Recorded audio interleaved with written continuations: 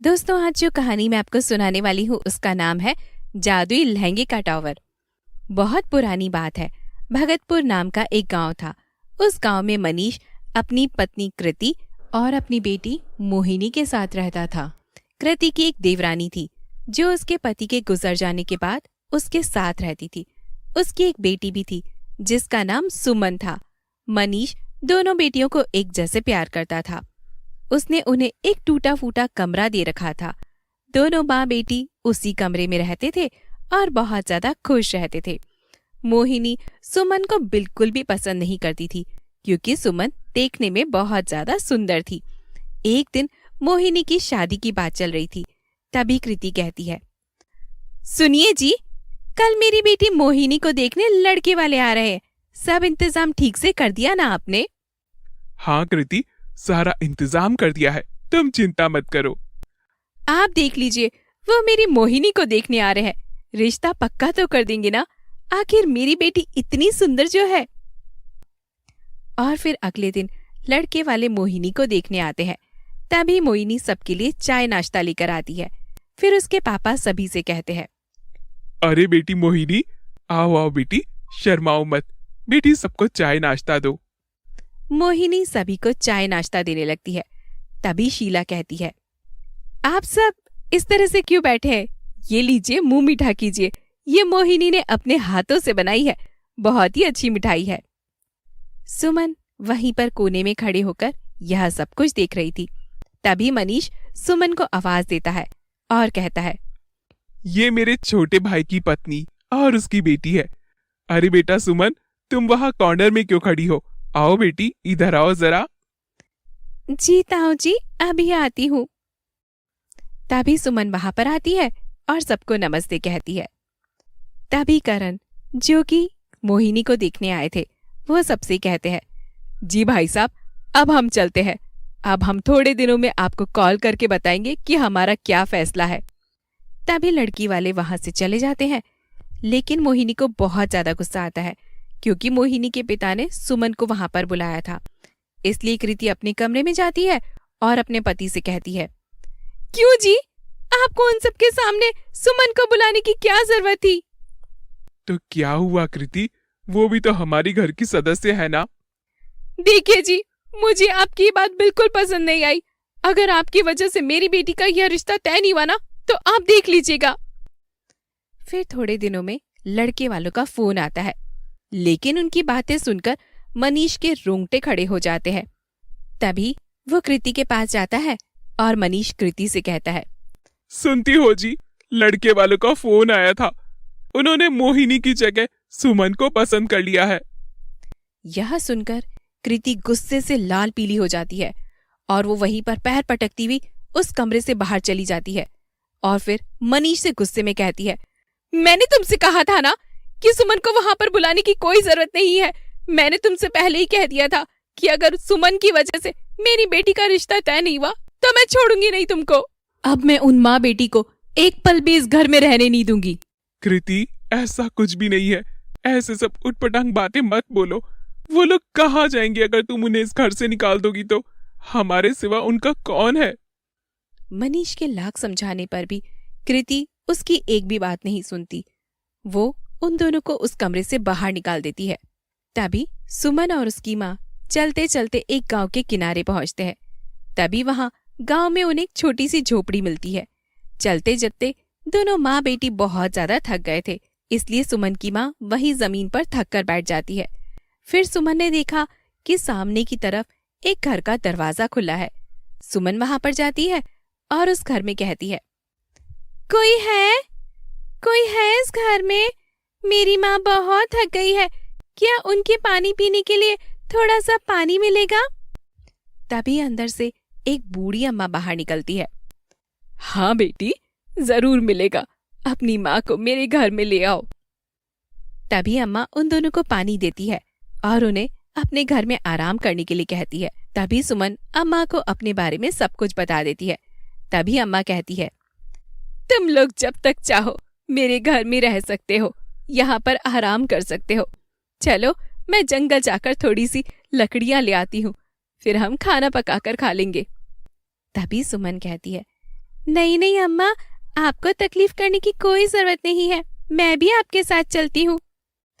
ठीक है बेटा, चलो मेरे साथ। फिर सुमन लकड़ियां लेने अम्मा के साथ जंगल चली जाती है। वो बहुत सारी लकड़ियां वहां से लेकर आते हैं। जब वो घर पहुंचते हैं तो देखते हैं कि सुमन की माँ कुछ बना रही थी। अरे, तुम्हारी माँ तो कुछ पका रही है। तभी सुमन की माँ सीता कहती है, अरे आप लोग आ गए यहाँ पे, चलिए आप लोग बैठो, मैं आप लोगों के लिए गर्मा गर्म रोटी बना देती हूँ। चल सुमन, तू भी अम्मा के पास बैठ जा और अम्मा को गरम गरम रोटियां देती जा। फिर सुमन की माँ पूरा पूरा खाना बना लेती है और वो दोनों मिलके अम्मा को गरम गरम रोटी खिलाते हैं। अम्मा ने इतना स्वादिष्ट खाना पहले कभी भी नहीं खाया था। वो बहुत खुश होती है, लेकिन तभी अम्मा एक परी के रूप में बदल जाती है और फिर कहती है, मैं तुम दोनों से बहुत खुश हुई हूँ, मैं तुम दोनों को कुछ देना चाहती हूँ। सुमन, तुम मेरे साथ चलो। तभी सुमन उस परी के साथ वहां से गायब हो जाती है। परी उसे लेकर एक जगह जाती है और फिर वो सुमन से कहती है, देखो सुमन, यह 3 मंजिला एक घर है। यहाँ अंदर बहुत सारी सीढ़ियां हैं। तुम्हें बस एक माले पर जाना है, फिर दूसरे माले पर जाना है और तीसरे माले पर जाना है। तुम्हें हर माले पर एक लहंगा मिलेगा जो तुम्हारी एक इच्छा पूरी कर सकता है। तुम्हारी जो भी इच्छा हो, हर माले पर जाकर वह तुम उस माले से मांग लेना। तभी जादुई टावर कहता है, आओ सुमन, मेरे पास आओ। तभी सुमन पहले माले पर जाती है और वहां की सीढ़ियां चढ़ती है। फिर वो इधर उधर देखती है। तभी उसे एक सुंदर सा नजारा नजर आता है। तभी वहां पर एक लहंगा लटका होता है। वो लहंगा कहता है, बोलो बेटी सुमन, तुम्हें मुझसे क्या चाहिए? मुझे मेरी माँ और मेरे रहने के लिए एक छोटा सा घर चाहिए जहाँ पर हम दोनों आराम से रह सकें। क्यों नहीं सुमन, मैं तुम्हें घर जरूर से दे सकता हूँ। अब सुमन, तुम दूसरे और तीसरे माले पर जा सकती हो और जो भी तुम्हारे मन में है, जो तुम्हारी इच्छा हो, वो वहां पर जाकर बोल दो। तुम्हारी तीनों इच्छाएं एक साथ पूरी हो जाएंगी। फिर सुमन ऊपर की तरफ जाती है। वो दूसरे माले पर पहुंचती है। तभी वो इधर उधर देखती है। तभी उसे वहां पर दूसरा लहंगा लटका हुआ दिखाई देता है। तभी लहंगा कहता है, बोलो सुमन बेटी, तुम्हें क्या चाहिए? मुझे थोड़े से पैसे चाहिए जिससे मैं और मेरी माँ कोई रोजगार कर सके और हम अपनी जिंदगी आराम से बिता सकें। क्यों नहीं सुमन बेटा, मैं यह तुम्हारी इच्छा जरूर से पूरी करूंगा। तुम आगे की तरफ जाओ। जब तुम अपने घर में जाओगी तो वहां पर तुम्हें सारे पैसे मिल जाएंगे। तभी सुमन तीसरे माले के लिए सीढ़ियां चढ़ती है। वह इधर उधर देखती है। तभी उसे वहां पर एक तीसरा लहंगा लटका दिखाई देता है। तभी लहंगा कहता है, बेटा बोलो तुम्हें क्या चाहिए? अब मुझे कुछ भी नहीं चाहिए, मेरी दोनों इच्छाएं पूरी हो गई, बस अभी मुझे और कुछ भी नहीं चाहिए। सुमन बेटा, तुम बहुत ही भोली हो। तुम एक बहुत ही अच्छी और बहुत ही नेक लड़की हो। मैं तुम्हें एक बहुत सुंदर जादुई लहंगा देती हूँ। यह सबसे सुंदर और बेहतरीन लहंगा होगा। इस लहंगे से तुम्हें बहुत सारे जेवर मिलेंगे जो कि तुम्हारी शादी में काम आएंगे। अब तुम जाओ, तुम्हें तुम्हारे घर में सारी चीजें मिल जाएंगी।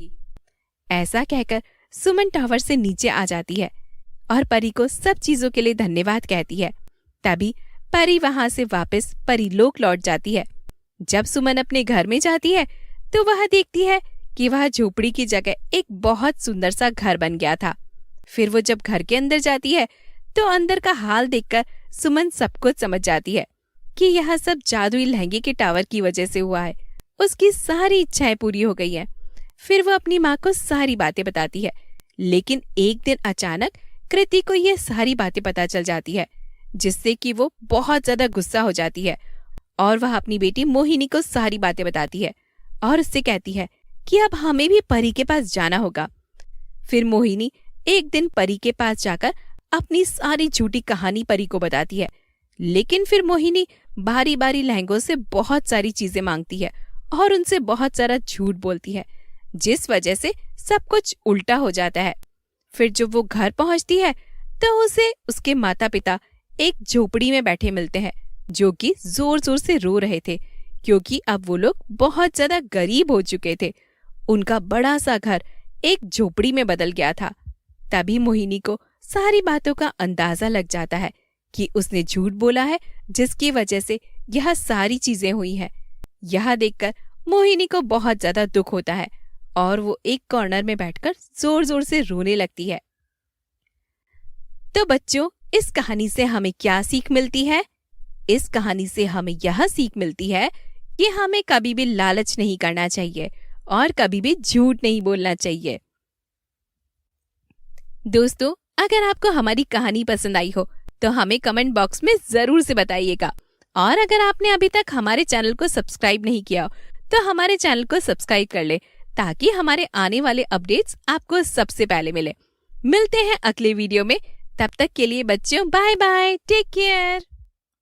दोस्तों, अगर आपको हमारी वीडियो अच्छी लगी हो तो वीडियो को लाइक करें और आने वाली कहानियों के लिए हमारे चैनल को सब्सक्राइब करें। मिलते हैं अगली वीडियो में, तब तक के लिए बाय बाय, गुड बाय।